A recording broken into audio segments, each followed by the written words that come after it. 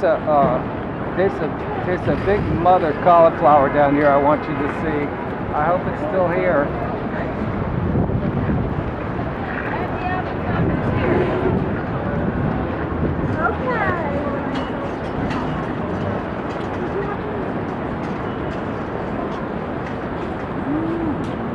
Look at those suckers. This broccoli's beautiful too. Wow.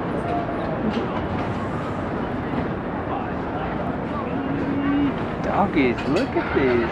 Aren't they gorgeous? Now these are locally grown. It's that time of year. Wow. Actually, let me see. Oh, this one is really pretty. I'm gonna go with this. So, you know, nice and green, and very little in the way of rusting and bruising. Okay, great. I'm gonna go with that one.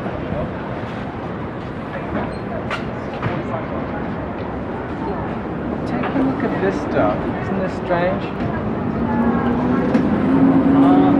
Now, I've heard this called francophilia too. They're calling it Romanesco, which is probably a better name for it. We'll cook that next time.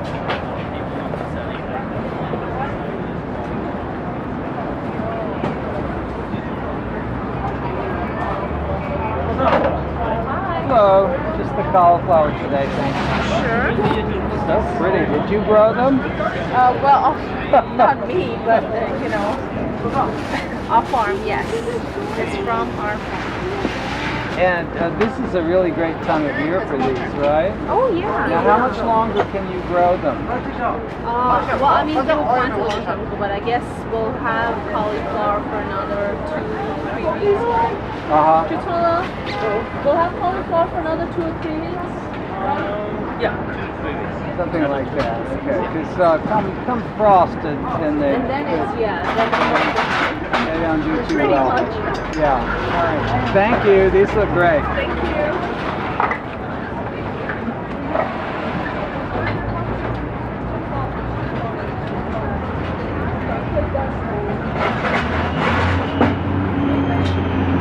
I can't get out.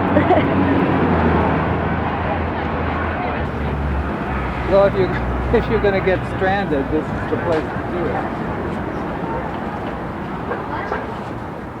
Thanks for joining me today, everybody, for cauliflower cheese, one of my favorite dishes.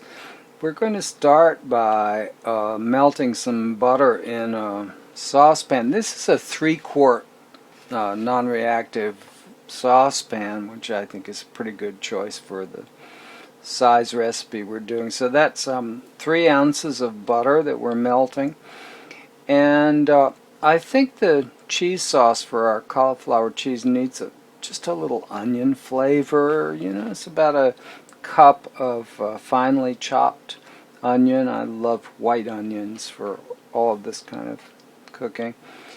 And then when that is tender, then you'll want to whisk in. I'm just doing a fast forward on all this for you so you can see the process. We're going to whisk in a 1/4 cup of all-purpose flour, and when that's had a full minute to cook, then we can start with the milk. So it's a quart of milk, and start gradually, and then add the rest of it.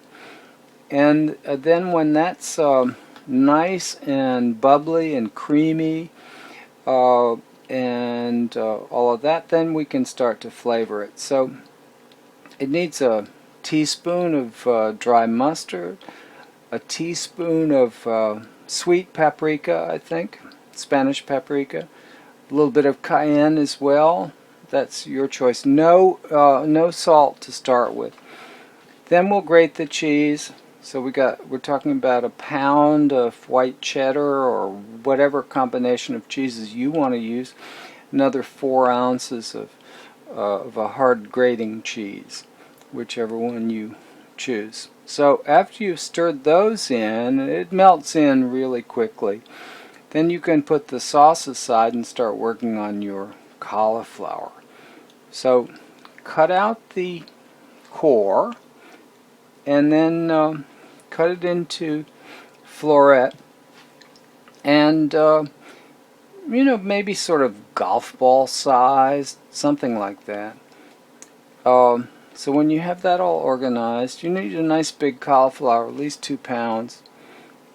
Then put that into boiling salted water. It needs about 10 minutes normally to get tender.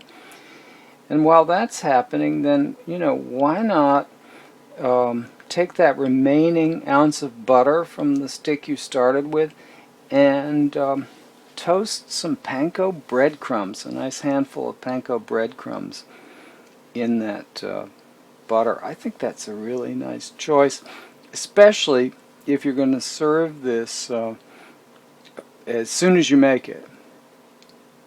But even if you're going to put it into a baking dish and glaze it a little bit in the oven, it's still nice with the breadcrumbs on top when you serve it.